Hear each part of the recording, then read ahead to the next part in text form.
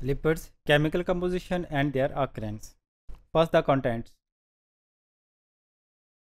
Defining lipids, chemical composition of lipids, their occurrence, importance of lipids, and classification of lipids.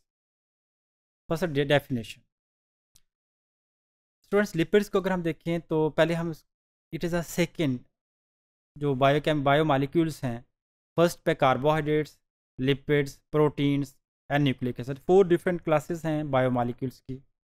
Lipids को हम generally second या third पे रखते हैं। Some time carbohydrate के बाद प्रोटीन्स को डिस्कस कर लिया जाता है, सम टाइम लिपिड्स को। तो lipids is a heterogeneous group. Heterogeneous in a sense कि इसके अंदर बहुत डाइवर्स टाइप्स ऑफ मॉलिक्यूल्स मौजूद हैं, इसलिए लिपिड्स की हम कोई सिंगल प्रॉपर डेफिनेशन करना बहुत मुश्किल है। तो इसके लिए हम एक अलबत्ता लिपिड्स की प्रॉपर्टी है जो तमाम लिपिड्स के अंदर कॉमन है, एंड दैट इज़ वाटर इनसॉल्युबिलिटी। इसके अलावा कोई भी लिपिड्स के अंदर जो कॉमन प्रॉपर्टी नहीं आती है। जैसे अगर हम ये कहें कि लिपिड्स के अंदर जी तमाम लिपिड्स के फैटी एसिड्स मौजूद होते हैं, तो वो तो जो स्टीरॉइड्स हैं उसके अंदर तो होते ही नहीं हैं।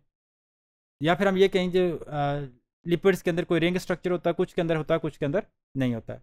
तो जो एक कॉमन डेफिनेशन लिपिड्स की बनती है, that is lipid is a heterogeneous group of biomolecules which are insoluble in water. तो वाटर इनसॉल्युबल लिपिड्स की जो वाटर इनसॉल्युबिलिटी है, that is basically due to their non polar होने की वजह से जो वो है, यानी कि ये चार्ज मॉलिक्यूल्स नहीं है, ये जो वो चार्ज मॉलिक्यूल्स नहीं है। ये वाटर के अंदर इनसॉल्युबल हैं, लेकिन बहुत सारे जो ऑर्गेनिक सॉल्वेंट्स हैं उनके अंदर बड़े आराम से सॉल्युबलाइज हो जाते हैं। उसकी रीज़न यह है कि वाटर एक पोलर मॉलिक्यूल है, सॉल्वेंट है। तो लिपिड्स नॉन पोलर है। नॉन पोलर कभी पोलर के अंदर सॉल्युबलाइज नहीं होता है, लेकिन अगर लिपिड नॉन पोलर है और हमारे पास सॉल्वेंट भी नॉन पोलर है, तो ऑर्गेनिक सॉल्वेंट्स जिसको कहते हैं ना, जैसे में जहाँ वो अल्कोहल आ जाएगी, ईथर, एसीटोन, ये सारे ऑर्गेनिक सॉल्वेंट्स हैं। ऑर्गेनिक सॉल्वेंट्स के अंदर ये बड़े आराम से सॉल्युबलाइज हो जाते हैं। Chemical composition of lipids.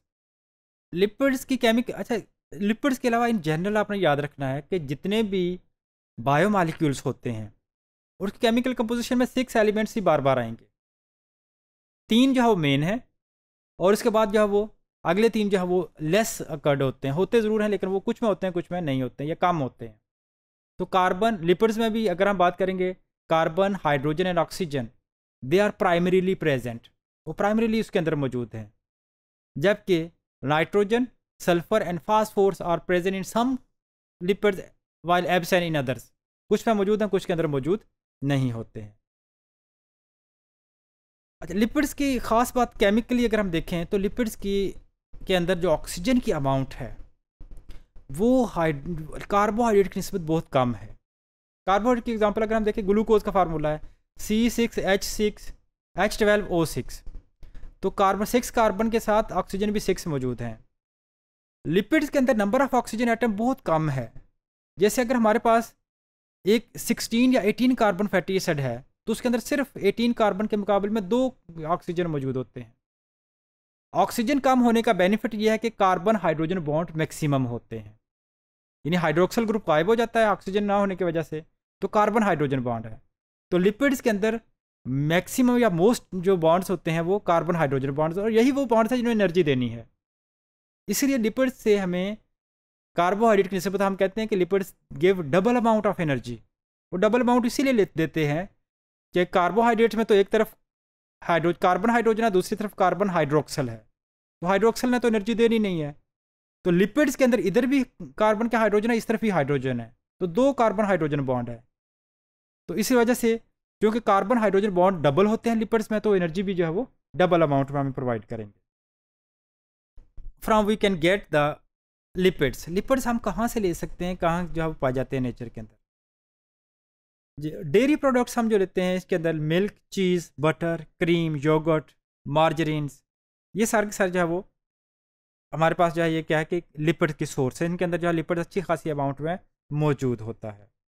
इसका मीट जो है, मीट के अंदर प्राइमरीली हम देखें तो गोश्त जो है, गोश्त के अंदर प्रोटीन्स होती हैं, लेकिन प्रोटीन के साथ साथ इसमें लिपिड्स भी मौजूद है, कार्बोहाइड्रेट्स भी मौजूद होते हैं। Meat is also source of, जो वैसे भी आपको पता है जब मीट लेते हैं उसके साथ चर्बी जो है वो अच्छी खासी अमाउंट में मौजूद होती है। फिश, फिशेस के अंदर भी जो कि फिशेस भी मीट है, और फिशेस जो है दे आर आल्सो हैविंग जो है वो carbohydrate lipids with them. Eggs, egg specially जो एग का जो योक है, योक के अंदर बहुत अच्छी खासी अमाउंट में जो है वो लिपिड्स मौजूद होते हैं। एग वाइट के अंदर नहीं होते हैं, ये एग वाइट तो एल्ब्यूमिन है, ठीक है, लेकिन जो उसके अंदर योक होता है वो it's a rich source of lipid molecules. Dry fruits जो हम लेते हैं, ड्राई फ्रूट्स में अक्सर आप देखें ऑयली होते हैं। अगर आप किसी को एलमंड को या वालनट को यानी कि अखरोट को तोड़कर उसकी जो गरी है उसको किसी कागज़ में रखें तो आमतौर पर देखते हैं उसके साइड ऑयली सिक्रेशन लग जाती है। तो बेसिकली जो ड्राई फ्रूट्स हैं they have a rich large amount of lipid molecules, lipids उसके अंदर मौजूद हैं। कुकिंग ऑयल जितने भी ऑयल्स, जितनी कुकिंग ऑयल जो है बेसिकली हैं lipid molecules. Sunflower, soybean, corn, olive oil, या इसके अलावा जितने भी ऑयल्स मार्केट में अवेलेबल हैं, घी जो अवेलेबल है, ये सारे के सारे जो है वो लिपिड्स हैं। फ्राइड फूड्स, जब भी हम फूड को जितने भी फूड चाहे वो फ्राइज़ हैं या फिर इसके अलावा जो हम रोस्टेड हैं या फिर जितने भी चीज़ों को फ्राई करते हैं ऑयल के अंदर, तो उन सब के साथ चूँकि ऑयल उनकी बॉडी के उन चीज़ों के ऊपर मौजूद होता है, तो हम कहते हैं कि जो फ्राइड फूड्स हैं they are also having lipids. What is the importance of lipids? Lipids की इंपॉर्टेंस अगर हम देखें तो इसको इसे डिफरेंट इसकी जो है वो रोल्स हैं। First one, they are richest source of energy. Lipid तमाम बायोमॉलिक्यूल्स में सबसे ज़्यादा एनर्जी प्रोवाइड करने वाले बायोमॉलिक्यूल्स हैं। All cell membranes they are made up of lipids. जितनी भी सेल मेम्ब्रेन्स हैं वो हम कहते हैं लिपिड बाइलेयर है, लिपिड बाइलेयर है। तो लिपिड बाइलेयर का मतलब ये है कि सेल मेम्ब्रेन्स जितनी भी हैं वो लिपिड्स की 2 लेयर्स के मिलने से बनी होती हैं। तो cellular membranes they are made up of lipid molecules. Proteins भी होती हैं, लेकिन जो मेन सर्कल बना रहा होता है या उसको कवरिंग बाउंड्री बनाती हैं वो लिपिड मॉलिक्यूल्स ही बनाते हैं। Hormones, many of the hormones are lipid in nature. जैसे स्टीरॉयड हार्मोन्स जितने भी हैं, ठीक, जो रिप्रोडक्शन से रेलिवेंट जो हैं या वैसे कुछ जो है वो स्टीरॉयडल हार्मोन्स हैं जो किडनी से रिलीज होते हैं, they are lipid in nature. Protection, lipids are also providing protection. Especially plants में या फ्रूट्स में देखें ना, उसके ऊपर एक वैक्सी लेयर होती है।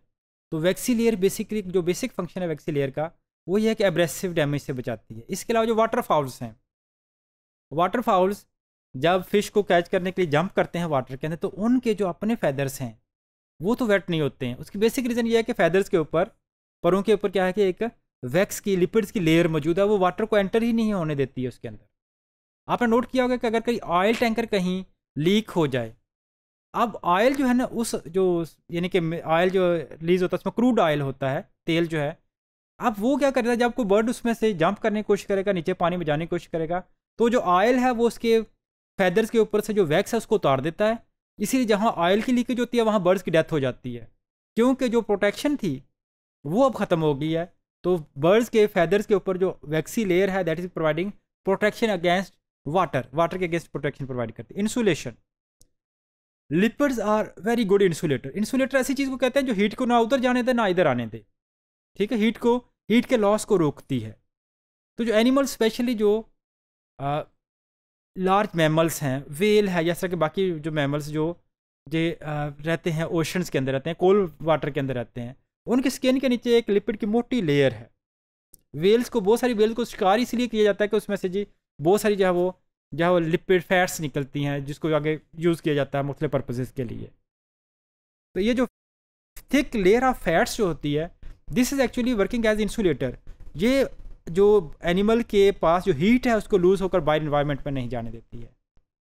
इस तरह से आप नॉर्मली देखा होगा कि जो कोल्ड एरिया के एनिमल्स होते हैं उनकी स्किन के नीचे भी जो है स्किन उनकी थिक होती है।